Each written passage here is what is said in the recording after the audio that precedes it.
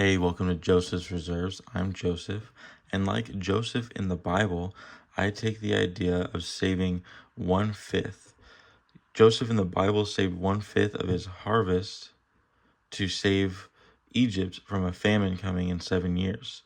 I'm taking 1/5 of my income and I'm putting it in the form of coins and precious metals to save it for the future of my family. Today we're going to be talking about the coin side of it.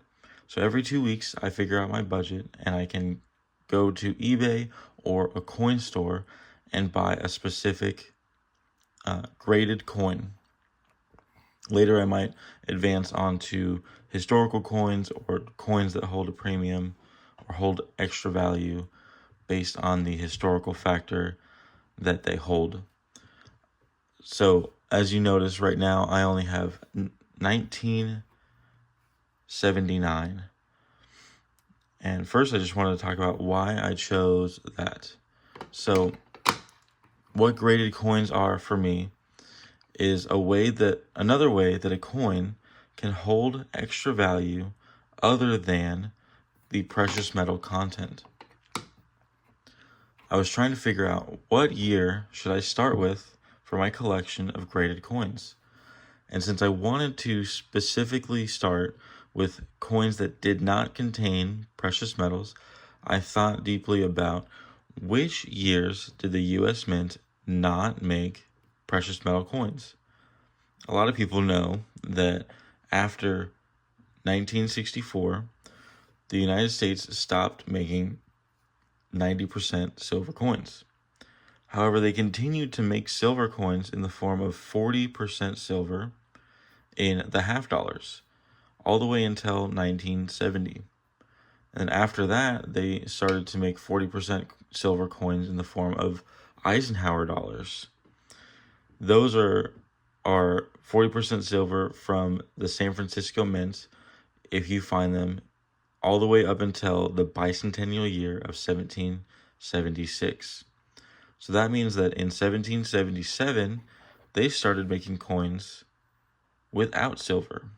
No coins that they made in 1777 were silver. And that immediately had me ask the question, how long was it before they started making silver coins? The first modern silver coin came out in 1982. So the only years that they didn't make silver was a 5-year period. 1777, 1778, 1779, 1780, and 1781. For those 5 years, I decided to start in the middle with 1797, and that's how we got here. What I learned is 1797 was actually somewhat of a pivotal year in many ways, mostly having to do with this Susan B. Anthony dollar. As you see here behind these graded coins, I have 4 packages to open up, and these are the 4 packages of my most recent purchase of these graded coins. So let's go ahead and open these to see what else I have here. I've already opened them just because I wanted to be a lot more careful about the information on the other side, which is my mailing address and the address of the seller that I purchased it from. Here we have a coin, so a quarter. So you'll see each one of these say type 1, or in this case type 2. That has to do with in 1979, the San Francisco Mint, where they made these proofs, and you can tell by the S mint mark. Let's see if we can get a closer look here. The S mint mark here on the type 1s look almost like a bit of a smudge. They're very filled in around where the S curves up or down. They're filled in and they almost look like a bit of a block. That's called the type 1s. They fixed this issue later in the year and made the S a lot more legible. and those are the type 2s. So today I'm going to be only unboxing San Francisco proofs from this year, and that is where I decided to start. This one here came with a card. It's a nice touch, however, I actually would have appreciated if they wrote in it and it wasn't just a generic card. It seems like they just bought this to try to look good instead of actually getting a personalized touch and writing a note or thanking me for my purchase. They just included that card, which is better than not, but I would have enjoyed a little extra. It would have gone a lot farther than just adding the card. So sometimes they have these extra plastic around them and I just pull the plastic off. I know this is meant to protect the actual holder, to prevent scratches on the holder, but I bought the coin, not the holder. So I'm more interested in the coin itself, not so much about protecting the holder. So this is my first proof penny. 1979. This is when the cents were still copper. And I do collect a lot of the copper cents, so this was very intriguing to me. A proof version. I've never even seen a proof penny before holding this one. This is quite amazing. Look at that. Look at all the detail.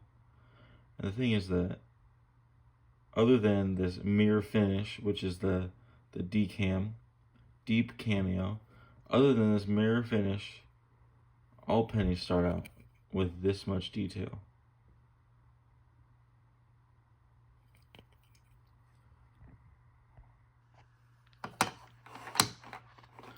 So let's see, we're starting to take over some space here. We got penny, nickel, dime, quarter. All right, we've got our dollar down here. Here's another quarter. So now I have the type 1 and type 2 quarter. So my goal is first to collect all of the coins from each year. So all of the coins from 1979 is where I'm going to start. Let's go ahead and get a closer look at this quarter as well. All of the coins from 1979. And as you notice, I ended up going with a 69 instead of a 70.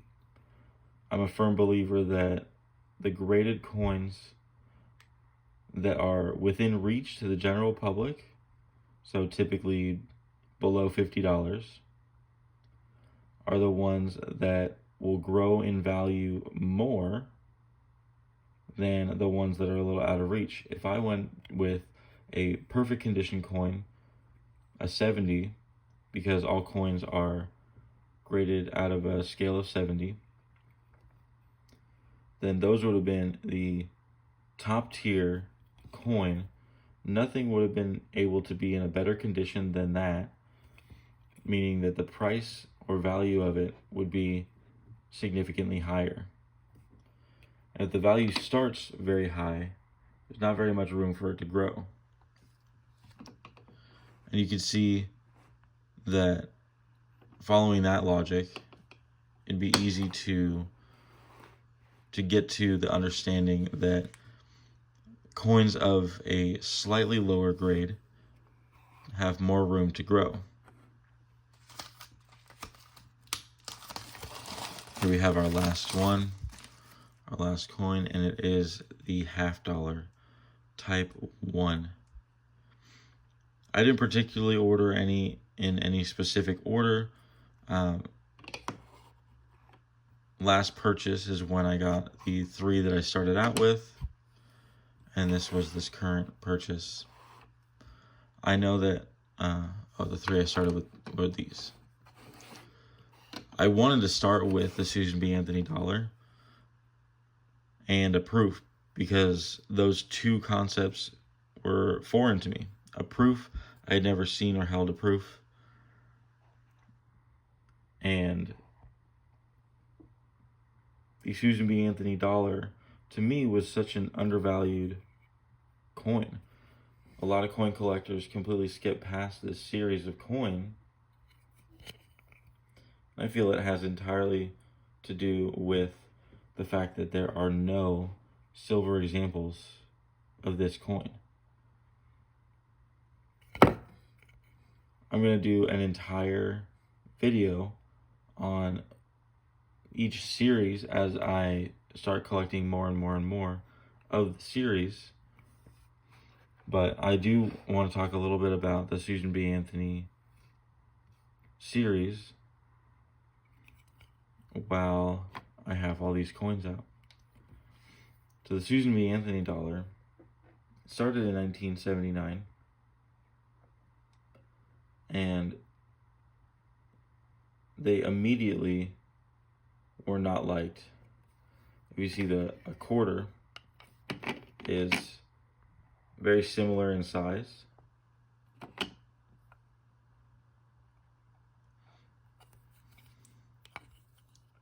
And if you're extremely unfamiliar, could even be similar in design with this eagle spreading its wings, landing, or being perched. I know there is the moon there. But they actually took this reverse design from the Eisenhower dollar.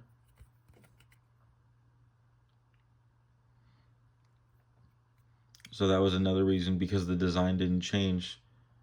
The general public was a little hesitant of this coin. It was often mistaken for a quarter. Even in the mint, they had a lot of examples where a quarter design was struck on a dollar planchet, or vice versa, where a dollar was struck on a quarter planchet. This design, because it was so unliked by the public, they stopped making them in 1981. They circulated them in 1979 and in 1980. But then in 1981, they only made them for mint sets. And they didn't circulate them. They were only sold to collectors in the sets of a whole mint year. And then they stopped making them altogether. There's no 1982s or on. However, in 1999, vending machines started becoming more popular, and other ATM machines that accepted dollar coins became more popular, and there was suddenly an increase in demand for a coin of this denomination. They didn't have the authority to strike with a new design, so in 1999 they continued this Susan B. Anthony series, and then within that year came up with a design for the Sacagawea dollars in the year 2000. So that's why this dollar coin has 4 years that you can find on it: 1979, 1980, 1981, and 1999. So I've started with these coins from 1979. There are 26 coins minted to collect from that year alone.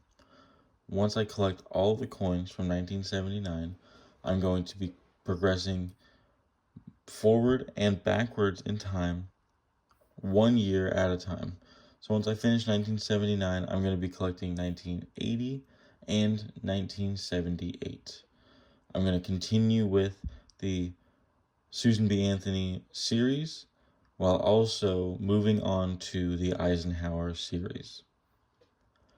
At doing it that way, I will then get to 1982 and 1976 and start my collection of graded silver in the modern direction and the old silver direction at the same time. I also plan on doing video series on the specific designs of the coins I'm collecting. Once I branch off into more years and I start expanding my collection of each coin series, I'm going to do isolated view on that series alone. I believe the first is going to be the Susan B. Anthony dollar, because even just as I get to 1981, I'm going to be almost complete with that series.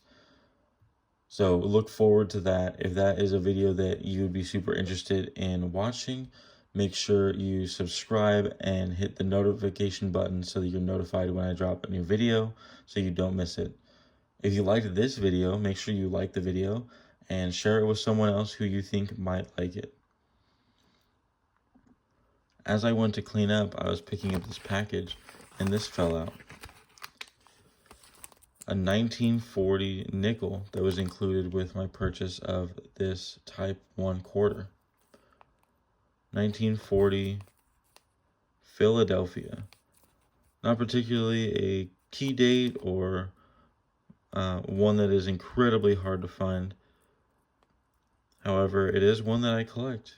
And this is the type of added touch that makes one eBay seller stand out from another.